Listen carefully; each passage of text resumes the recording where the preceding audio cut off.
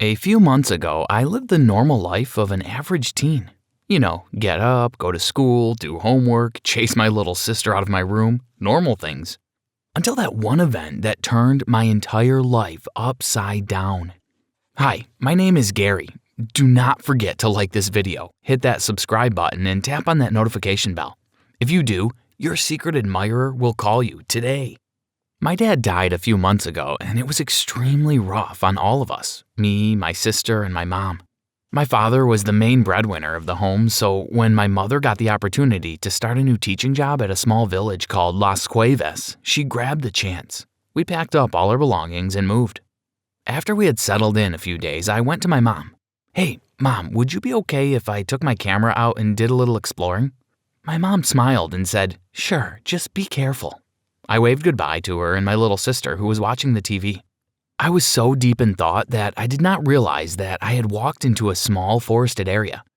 I stopped and thought, maybe I should go back, but I felt as though I needed to keep going to see where the path led. Along the way, I took pictures of squirrels, birds, and butterflies. It was not long before I came upon a small logged cottage. The cottage was entwined with vines and wildflowers. I approached the cottage with caution while snapping a few shots with my camera. I pressed my hand against the dusty window and peered inside. Cobwebs and dust lined the walls and wooden furniture of the cottage. I was about to turn back when my eyes caught the glimmer of something on the wooden table. "Is that a camera?" I asked myself aloud. I knew that what I was about to do was a mistake and was also illegal. But hey, I'm a teenager, and we make mistakes sometimes.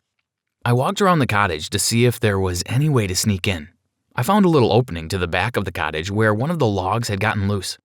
I looked around to make sure no one was coming, then slid into the cottage unnoticed. I dusted away the cobwebs from my face and clothing before heading towards the table. I picked up the camera. I wonder who this belongs to. The camera was small, black, and surprisingly clean. I turned it over and saw a small engraved image on it. "Must be the logo of the company that created the camera," I mumbled as I passed my fingers along it. I've never seen this logo before. On the table next to the camera were 3 packs of film. Each pack held 8 films. I grabbed them up and pushed them in my pocket. A pan fell behind me and I jumped out of my skin. Luckily for me, it was just a rabbit. Okay, that's it. Time for me to head out. I held the camera safely in my hand and exited the cottage the same way I entered. I was unable to try out my new camera until a few days after. I had to hide it away since my sister always, and I mean always, got into my stuff. I placed the first reel of film into the camera, and 8 orange lights at the top of the camera indicated that I had 8 shots.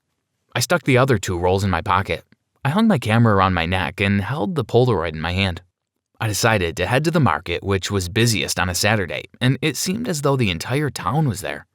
The market was not only loud, but it was quite animated with vendors inviting people to make purchases and customers haggling for a better price.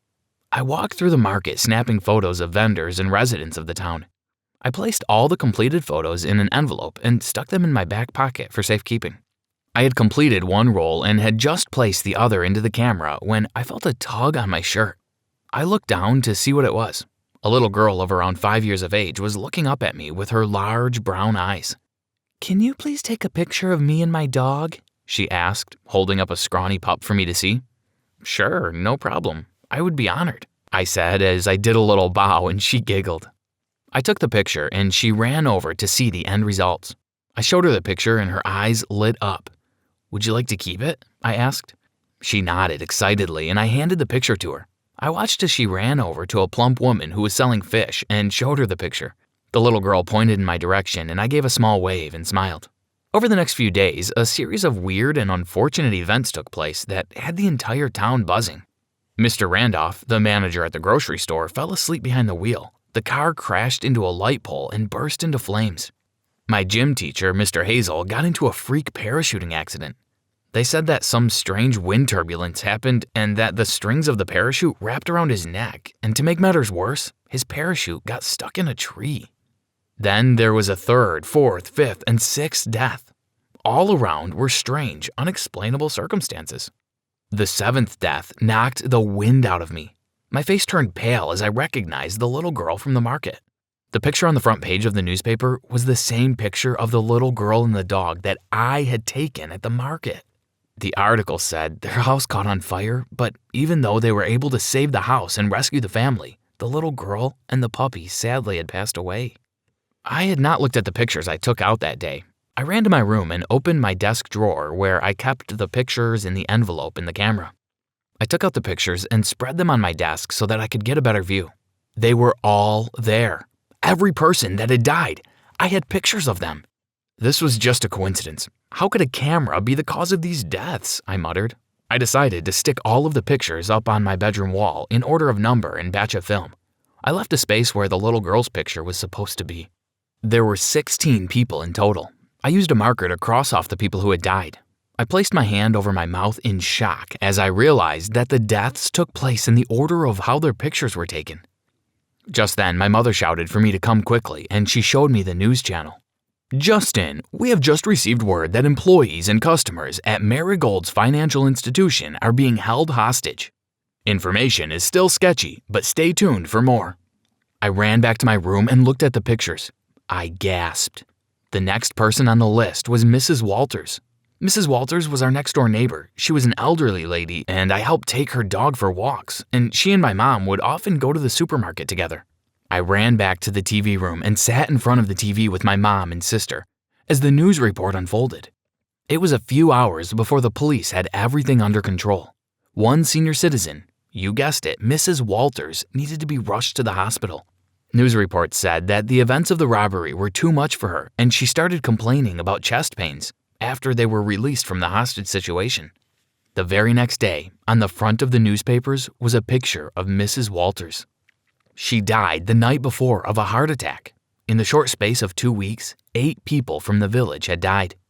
I sat on my bed looking at the picture of Mrs. Walters when my sister came into my room and sat on my bed. "Is that a picture of Mrs. Walters?" she asked, pointing to the picture. "Yeah, it is," I said. "Can I see?" Jazzy pleaded. I handed the picture over to her and she looked it over. "What's wrong with the picture?" Jazzy asked, turning the picture in different angles to get a better view. "What do you mean?" I asked with raised eyebrows as I noticed Jazzy trying to take something off the picture. "What's that on Mrs. Walters' chest? You need to take better pictures, Gary," Jazzy said. "Jazzy," Mom called from downstairs. "Coming, Mom," Jazzy replied and ran out of my room, leaving me with a bewildered expression on my face. I looked closely at the picture and realized that Jazzy was right. There was a fuzzy imprint on the left side of Mrs. Walters' chest. I scrambled out of bed and searched my room for my magnifying glass. I finally found it in a box I had not unpacked yet. I took down the other 6 pictures from the wall and checked for clues. In every picture, there was a fuzzy image, every single one. Mr. Randolph's picture had flames. Mr. Hazel had a thin white line around his neck. The little girl had clouds of smoke around her. I needed to get rid of the camera, and quick. I grabbed the camera and ran into the forested area. I searched for the small logged cottage, but I couldn't find it. I stood, scratching my head. How does a small cottage just disappear into thin air? I used a stick, dug a hole, and placed the camera inside and covered it up. I wished I had never entered the cottage in the first place. After burying the camera, I dusted my hands and knees and headed home. When I arrived home, my mother said, "You left your camera on the kitchen table." I rushed to the kitchen, and there it was. The camera! "What the heck?" I exclaimed as I grabbed the camera. I searched through the kitchen cupboards until I found a hammer. I carried the camera outside and smashed it to pieces. I grabbed the pieces and dumped them into the trash can. I felt a bit relieved until I entered the kitchen to pack away the hammer, but there it was, the camera, with its 8 glowing orange lights glaring at me. Now, you would think that after that, I would stop trying to get rid of it, but I didn't. For the next 7 days, I tried everything under the sun to get rid of it. I even tried to burn it. Nothing. Then, one day, after my numerous attempts, it did not show up. Finally, victory is mine, I thought to myself as I did a victory dance. I was sitting at home one Saturday watching some movies. My sister and mother went on a picnic, and I had the house all to myself. That past week, 8 students from my class had been mauled in the woods from wolves after going on a camping trip. At least I didn't have the camera to worry about anymore, but the guilt of knowing if I left that camera where I found it, then maybe those 16 people would have been alive. I must have fallen asleep because the next sound I heard was click, My eyes popped open, and right in front of me was a grinning Jazzy holding a photo of me. "What are you doing?" I yelled at her as I grabbed the picture and the camera. She ran upstairs, and I heard a door close. All the lights were out on the camera. I had mixed feelings. The deaths would now stop, but now I was the last person on the list. I ran up the stairs to Jazzy's room. I inhaled deeply before knocking and slowly opening the door. Jazzy was laying on her bed, her head buried in the pillows. "Hey, Jazzy, sorry for getting so upset with you back there, but you know I don't like pictures." Jazzy just lay there silent. I sat next to her and touched her shoulder. "Can I see the pictures that you took with the camera?" Jazzy got up reluctantly without saying a word and opened her backpack and handed me the photos. The 7 photos were of her and Mom. A chill ran down my spine, and it felt as though all the oxygen in the room was gone. All I wanted was a picture like the one Daddy had. "What do you mean? Dad had a picture like this?" I asked Jazzy, the fear rising in my voice. She nodded and walked over to her dresser. She opened one of the drawers and pulled out a picture and handed it to me. There he was, my dad, smiling in a picture. I looked closely at the picture and realized it had 3 red fuzzed marks on his chest. You see, my dad got mugged coming home from work. He put up a struggle and he got shot in the process. I wonder if Mom... I ran down the stairs. "Mom! Mom! Mom!" I shouted at the top of my lungs. My mother came running from the kitchen. "What's wrong, Gary?" my mom asked in a concerned voice. I showed her the picture of Dad. "Did you take this picture?" I asked. My mom took the picture and tears swelled up in her eyes. "No, but this was the last photo that was taken of him. He came home one day and said a young man asked him if he wanted to get his picture taken for a small price of $1. My mom gulped back the tears and continued. "You know how your father was. Always tried to help where he could." My heart sank. Who was this young man?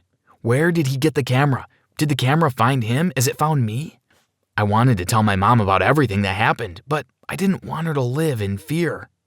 If you're watching this, be wary of people who approach you with Polaroid cameras asking to take your photo.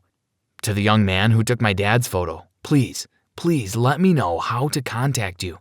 Leave your information in the comments. I have so many questions to ask you. My days are numbered, and I just need answers. Maybe, just maybe, I can save myself and my family.